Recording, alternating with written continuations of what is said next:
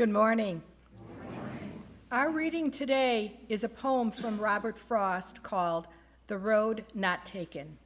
When it comes to the environment and our impact on it, the choices we make now will have great consequences to the state of our earth down the road. We are at a fork in the road today, it appears. Which path will we choose? The one that leads to a healthy planet teeming with diversity, or one that leads to the demise of our world and a disdain for the wonder of diversity? In the end, the road we choose will make all the difference in determining which of those two versions come true. Let's just hope, choose wisely, and let's give thanks for people that are working hard to save the beautiful world and the diversity that makes it so special and holy. The poem. Two roads diverged in a yellow wood, and sorry I could not travel both. And he, one traveler, long I stood, and looked down one as far as I could, to where it bent in the undergrowth. Then took the other as just as far, and having perhaps the better claim, because it was grassy, it wanted wear, though as for that passing there, had worn them really about the same. And both that morning equally lay in leaves no step had trodden black. Oh, I kept the first for another day, yet knowing how way leads on to way, I doubted if I should ever come back. I shall be telling this with a sigh. Somewhere, ages and ages hence, two roads diverged into a wood, and I took the one less traveled by, and that has made all the difference.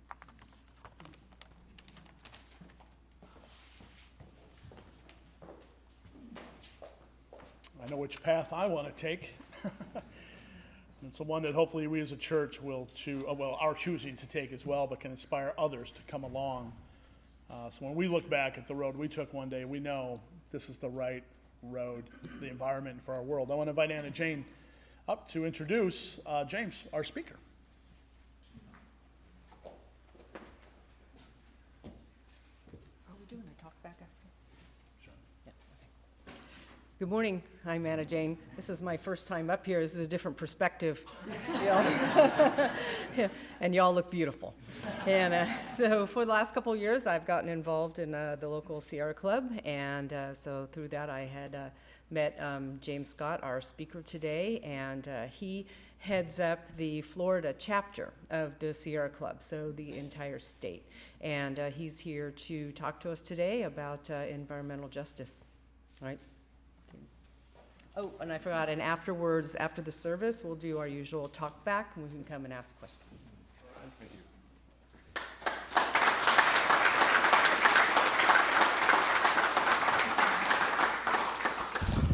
Good morning, friends. How are you? Am I correct? I have half an hour? You got as much time as you want. Okay, I'm going to set a timer. I didn't want to script myself. I figured that y'all would get the most out of this if I was as candid as I could be. So when I'm trying to do something like this, and by the way, I've never done something quite like this before, so I'm going to be kind of a freewheeling flow here. And the way that I kind of sketched out this morning, when I'm trying to simplify something complicated, a tool that I use is who, what, where, why, how, when, the point. So I'm going to kind of flow with that. Beginning with the who. So my name is James Scott. I was born and raised in Daytona Beach. I moved to St. Petersburg in 2008 to attend University of South Florida, St. Petersburg, to study environmental science and policy. I got really involved, became student president, helped create the Office of Sustainability, the Climate Action Plan for the university, a lot of the programming and infrastructure you see at USF St. Pete. That was kind of my playground in my early 20s. where I learned a lot of the practices around sustainability. Now I am the chair of the Florida chapter of the Sierra Club. It's a volunteer role. I represent 32,000 members in the state. We have a staff of nearly 20. We have 17 groups across the state, including the Suncoast Group, which is where I got started. I've been on the Suncoast Executive Committee locally since 2017, where I've served as chair and kind of worked my way up. And I'm really proud to lead an environmental organization, like ours. We are the largest grassroots environmental organization in the United States. When you look at trying to shut down coal plants, fight for environmental protections, the Sierra Club is always at the front of that fight, and it's an honor and it's a real responsibility. Florida, we are the future. And when you look at the future of the United States, this is what America is going to look like, is the state of Florida. And where Florida is right now, the Florida that the world sees, that is not the Florida that I know and love, that I hope you know and love. I do believe this is an aberration, and this is not who we are. So that's the who. The what? We are in the midst of a climate crisis. The destruction of our environment, the exploitation of natural resources, the changing of the weather, the interruption of food supplies, water, energy. These are things that our future generations are going to look back and say, what did they do? What were they thinking? I'm not sure exactly how we got here, but I'm here today to kind of tell a story, and we need to tell a story. What is the story of America, of Florida, of our community? That story, past, present, and future. I think right now there's a crisis of hope, and I get it. I see folks every day that are just don't see where we're going. Our America that I understand, we're a forward-thinking, ambitious, spunky group of people, and we're in a rut, and we need to. And I think that a lot of the fight over our history is. And the fight over who we are today, we need to have America needs a story. It needs to remind ourselves of what our story is and rewrite it. There are folks out there who are trying to write the story of America's past, present, and future, and that is not. And the story they're writing is not the story that reflects our values. And so we have to be creative and ambitious. And how we think about how we got here and where we're going and where we are. So that's one of the whats. The other what here? Environmental justice. That's why I'm here today.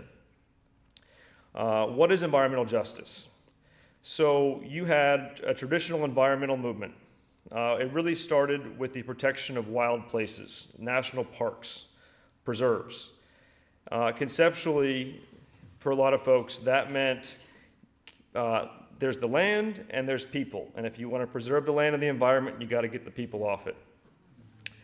That has deep roots in racism and colonialism.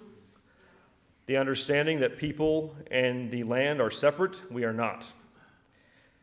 The environmental movement was really successful. The Clean Water Act, the Clean Air Act, the establishment of the national park system, the wild places that we do have today that are protected, those are hard-fought wins of the environmental movement. And then alongside that movement, if you want to look at the progressive umbrella, you had the environmental folks, and then you had the social justice folks, the folks that were fighting for voting rights and civil rights and democracy, living up to who we as a country have always believed ourselves to be. But there was always a divide in those movements. A lot of it was about race, a lot of it's about class, And we don't have to kind of hash out exactly why all that is and how we got here.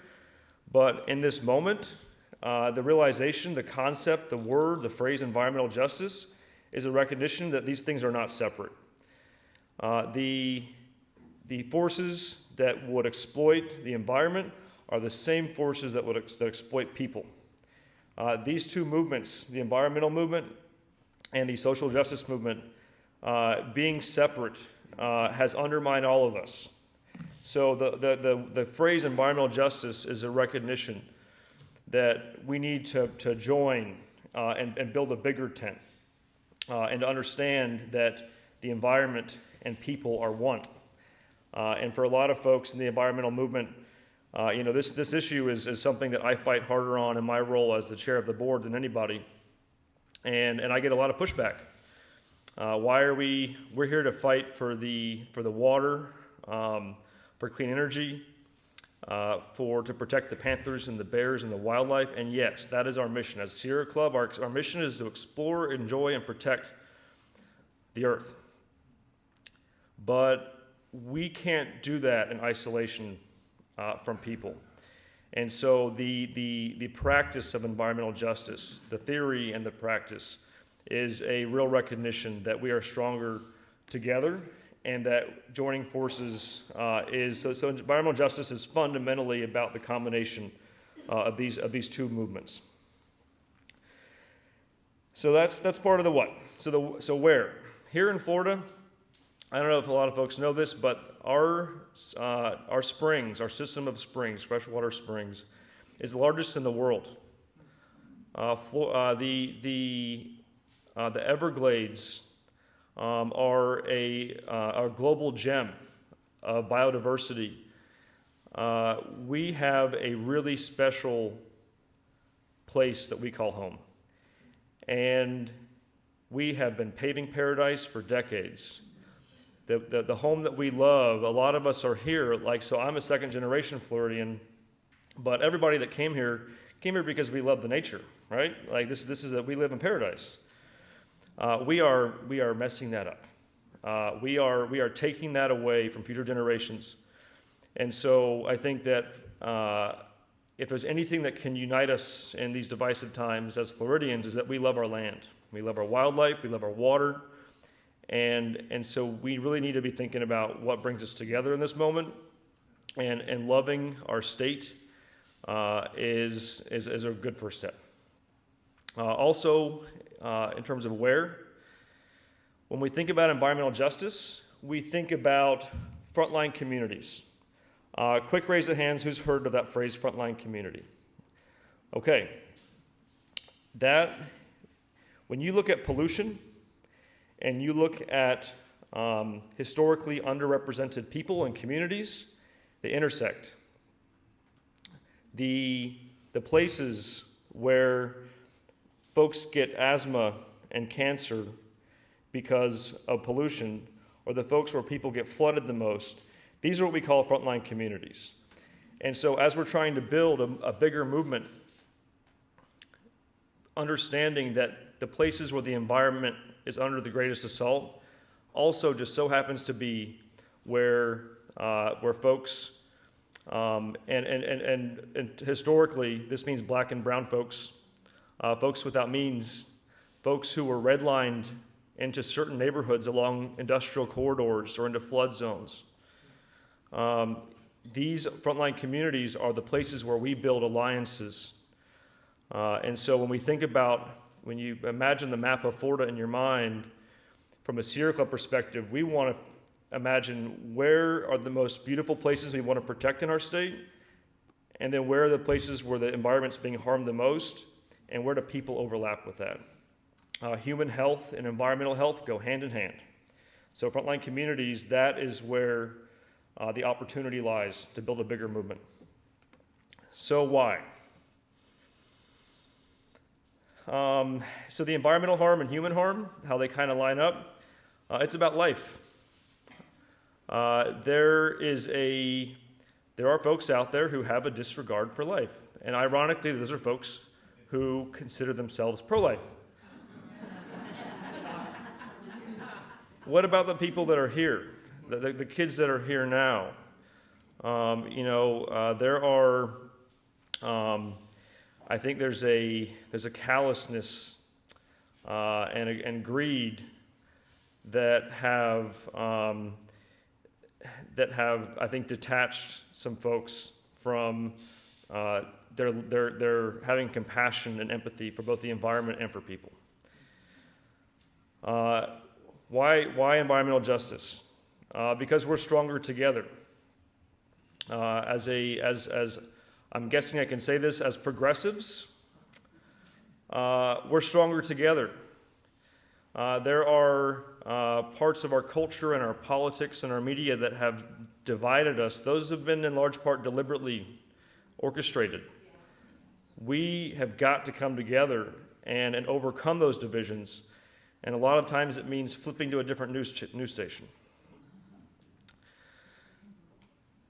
The story of where we are now, this is a moment in history of destruction of the environment, of our natural resources, of people. I don't want to emphasize the negative part of the climate crisis, but there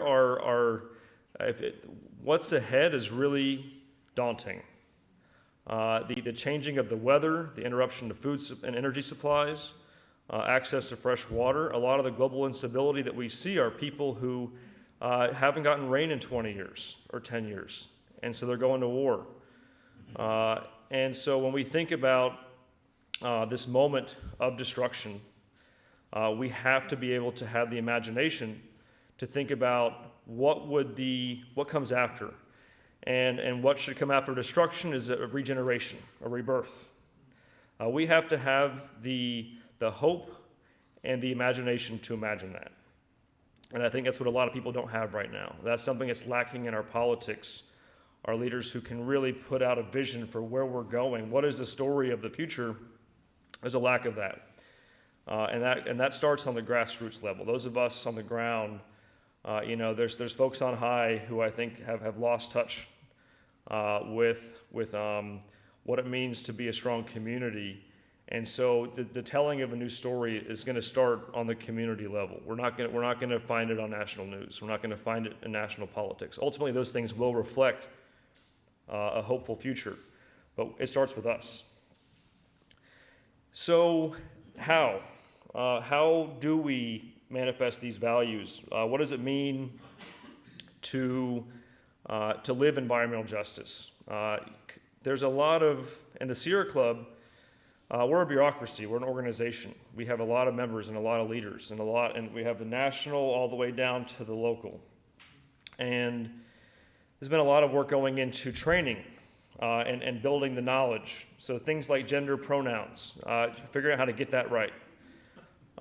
Definitions like equity, inclusion, diversity, and justice, basic terms. What do those mean? It's okay that a lot of us don't know what those words mean. And this journey to build a bigger tent, to build a bigger movement, it starts with those things, but I would argue that we're getting caught up on those things. The whole, woke, Florida's where woke goes to die. Get out of here. The challenge of this discourse is that it's easy for us to be turned on each other. And I know the Sierra Club, we're an older, whiter, more educated organization. And there are folks that are like, well, don't ram these words down my throat. I don't want to I don't want to be made to feel like I'm part of the problem. A lot of folks feel that. Don't feel that. Don't feel that.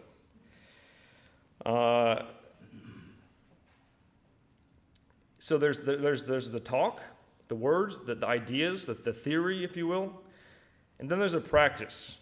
So there's a lot of talk about justice and equity and inclusion and diversity. And that talk is really important. But I would argue that my understanding of the progressive movement is that there's been a lot of talk, but talk is cheap.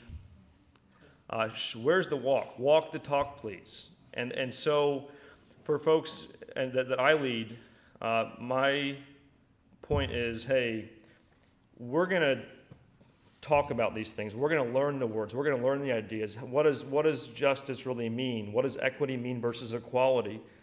Why does inclusion matter? But at some point, folks say, well, what are we doing about this? What's the point?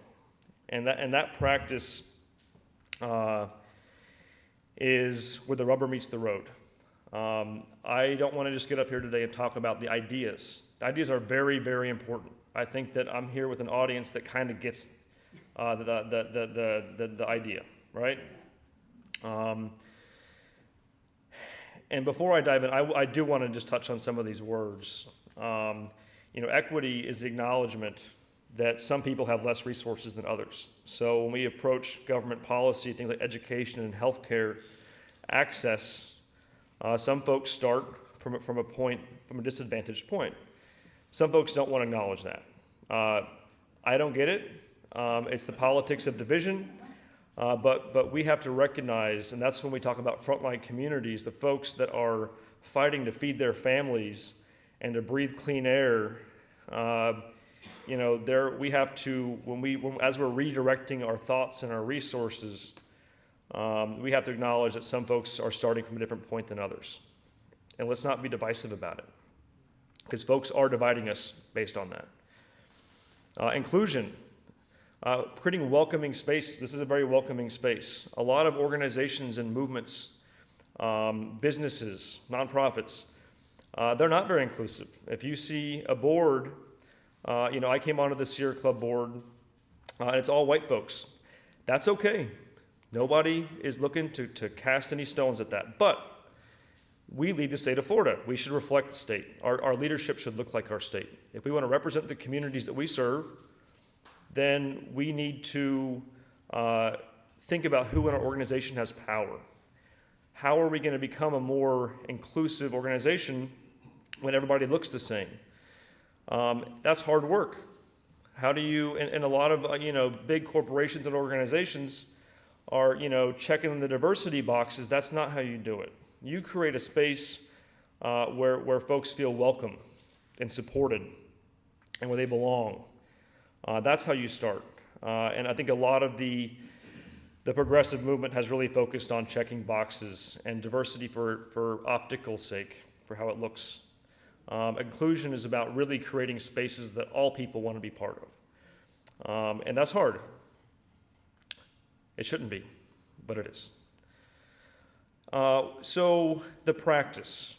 So again, I'm going to do a couple more things. So diversity, just remember that is a lot of folks still think that is one element of this journey, is that when you're a diverse organization or community, you become a diverse community because you're inclusive first. It's so kind of, like the chicken and the egg. How do you become a people, an organization, a movement that reflects your community? Just simply focusing on people's different identities, whether it's race, class, gender, sexual orientation. A big part of how the anti-woke forces are succeeding is that they have turned us on each other because we're trying to identify our varying identities that make us different, make us special, that make us a tapestry. America, that diversity. Some folks have used that to turn us on each other, and so the gays versus the straights, and the whites versus the blacks. That is a slippery slope that we've just been pushed onto, and we need to get up and get back on top of the hill and say no. The things that divide us really should be the things that unite us. Our differences are what make us stronger, and instead, a lot of folks have been turned on each other and made to be either villains or victims. We've got to get past that. And I'll say, as a white guy, it very often starts with white guys. It's like, hey, it's okay to be different. I don't feel attacked. You're not, like, nobody here is being attacked. And so, again, the division around this work, we've got to get past that. And it's hard. I'm not sure how to do it yet. But But the discourse, that's part of why I kind of wanted to freewheel up here today, was to kind of engage with this as a discourse. We have to think about this whole body of work as a big conversation, like a family meeting. And it's supposed to be hard. There will be some tears. But we're going to be stronger for it. So to kind of go back to the how, the practice, a big part of that, from the Sierra Club perspective, is showing up. Part of my journey was I led a campaign back in 2016. How I got involved in the Sierra Club was I was hired to run a campaign called Ready for 100. And St. Pete was the first city in the southeast U.S. to commit to transitioning its energy to 100% clean power. I was hired to do that work and led a successful campaign based on my work at USF. And at the end of that, I had a friend after the end of the year, and we had a big successful thing, and I was leaving the city council chamber, and an old college friend stopped me, and she said, "Hey, you Sierra Club folks," and Chardonnay Singleton's her name.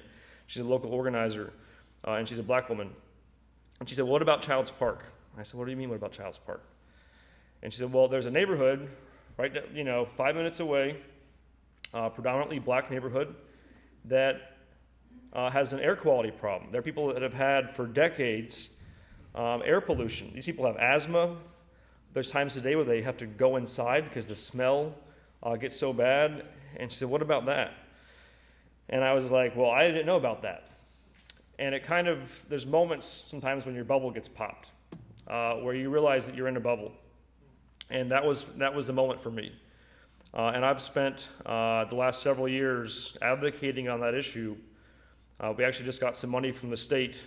It was actually more of a Band-Aid on a bullet wound, but the fact is that now you have leaders in the Sierra Club and leaders in City Hall who never even saw Childs Park. Childs Park felt unseen because they weren't seen. And part of the power of the Sierra Club is our ability to leverage our privilege and our influence to bring light to frontline communities. Childs Park in District 7, St. Pete, is a frontline community. Those folks were, that black community was redlined along the old railroad tracks. Their homes are right next to industrial sites.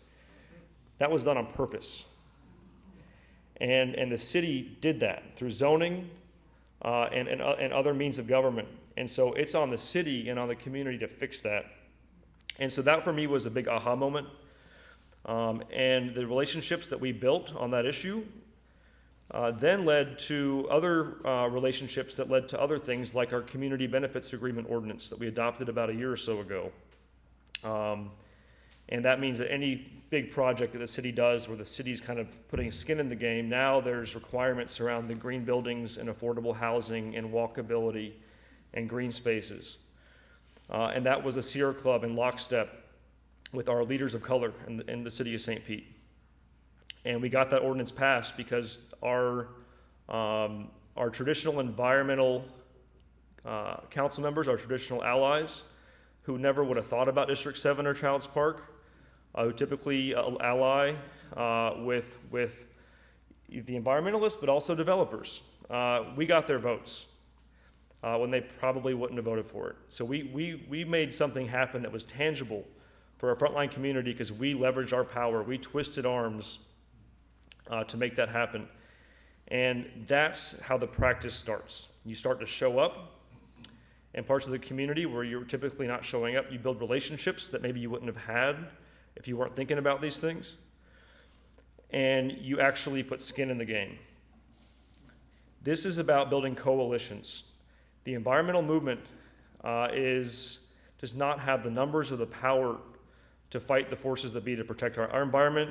Is on a backslide in the state of Florida. Let's not kid ourselves. We're not winning the war to protect our environment. And the same goes for people.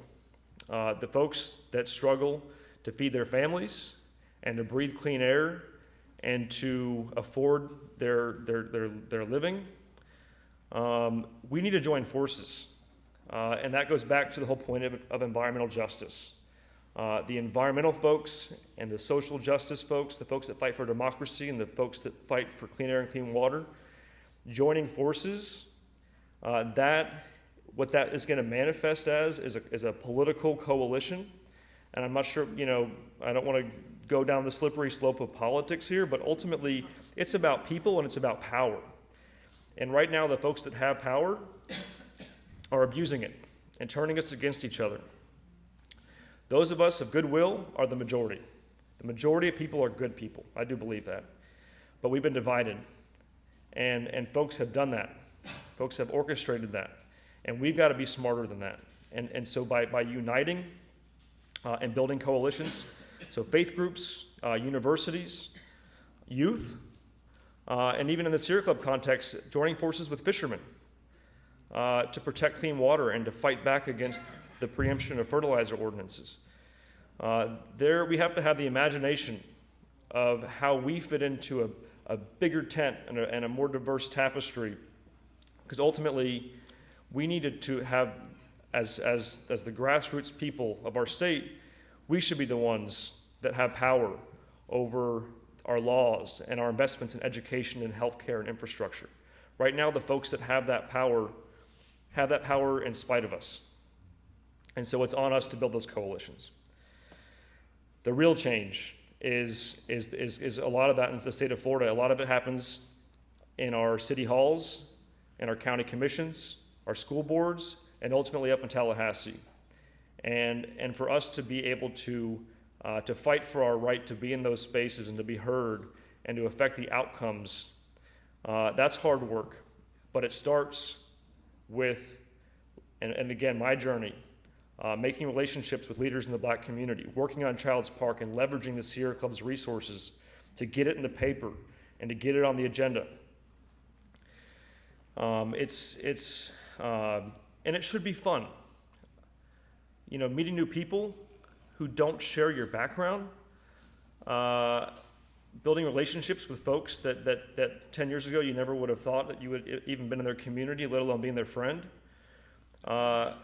It's powerful. It makes us all better people, and it ultimately serves the bigger purpose of uniting us in solidarity to fight for our values, because our values are under attack. So to kind of conclude here, I see a minute and 11 seconds. I'm doing well here. We have to build a future that our future generations are going to be proud of, because right now we're blowing it. And I know that folks like us in this room, it can feel like we have no power to affect that outcome. I get it. I feel that sense of powerlessness.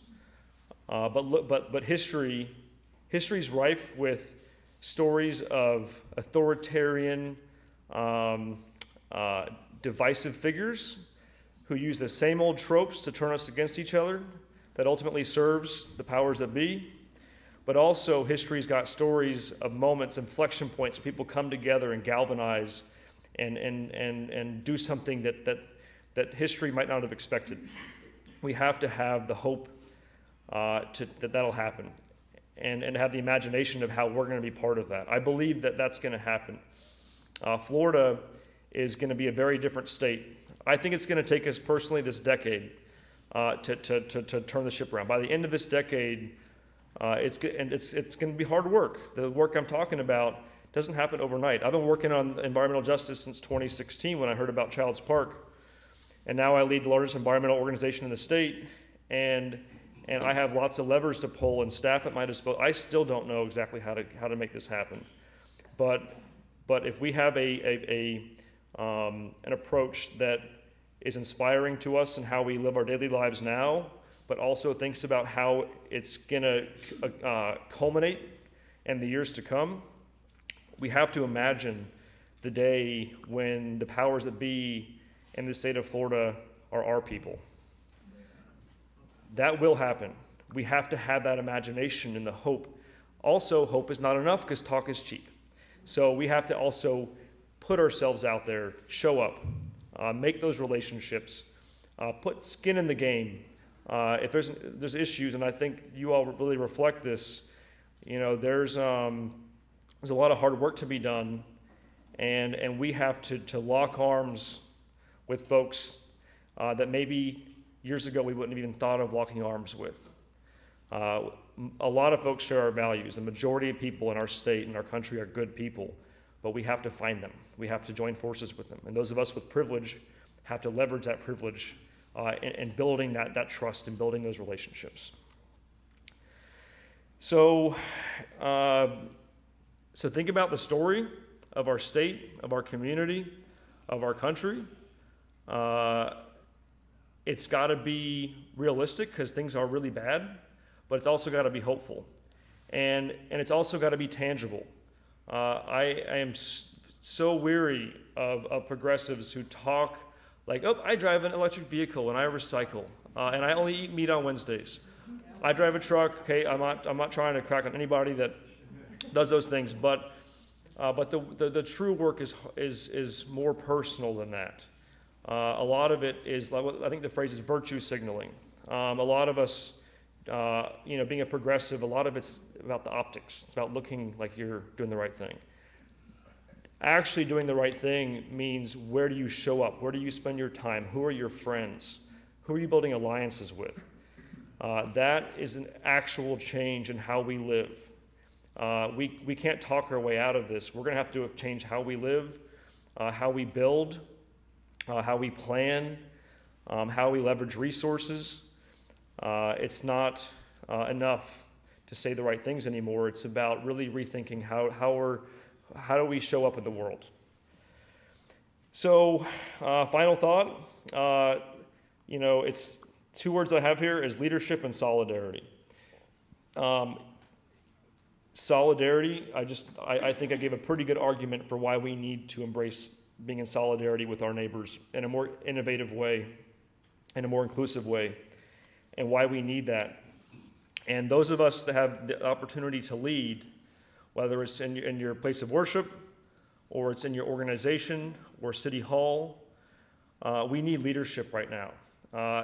The opportunity that I have to speak here today, this is how I'm showing up in this space. This is how the values that I have and the knowledge that I now have the responsibility to evangelize for this work. So if you're in a position where you can lead, where you have privilege or power or influence, spread the word. And again, and it's not just the word; it's the actions. Who are you allying with? Who are you hiring? Who are you embracing to lead? Who are you lifting up? Who are you building alliances with? It's not enough just to be a nice progressive anymore. It feels good, but it's not substantive. Where's the beef? So on that note, I know we're going to have, I think, a little bit of Q&A or some sort of a conversation aspect to this, because I definitely do better in that sort of environment. This is the first type of thing I've done like this before, so I hope that was useful. I appreciate your interest in the topic, and thank you for inviting me.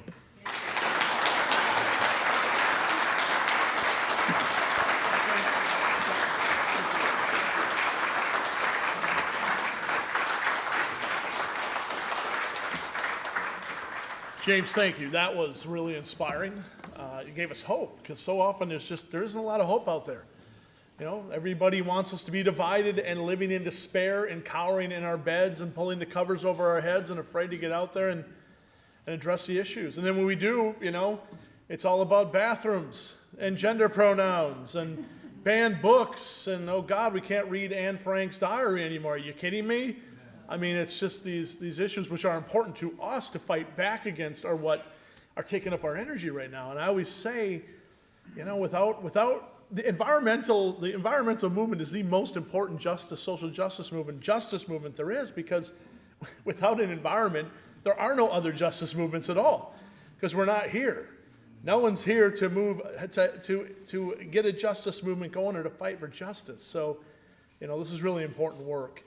So I thank you, James, for all of your leadership with us today. I look forward to the Q&A afterwards. And you got a lot of friends here. So Let's see Faith UCC. Maybe this will come out in the Q&A afterwards, where we want to go with this. Where do we want to take our environmental work? What do we want to see here, and how can we partner with other organizations? It's not just about here. It's about who we're in relationship with to build the power necessary to make change. And we can start inspiring faith communities. The UCC is doing a good job. Let's partner with our statewide national UCC, but bring other congregations in. Because of all places, faith communities should be places that care about the beauty of this creative ethos that we live in. There's so many, it's called the fingerprint of God. So, let's partner up, and let's get, maybe, who wants to see some solar panels here, huh? We get a hand around with some solar panels? Oh, yeah!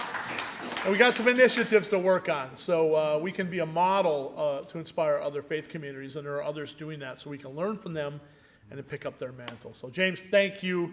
It's been a delight to have you with us, and please do stick around. Go get some hospitality, come on in here, and we'll circle up some chairs. We'll have a moment of Q&A with James afterwards, so thank you.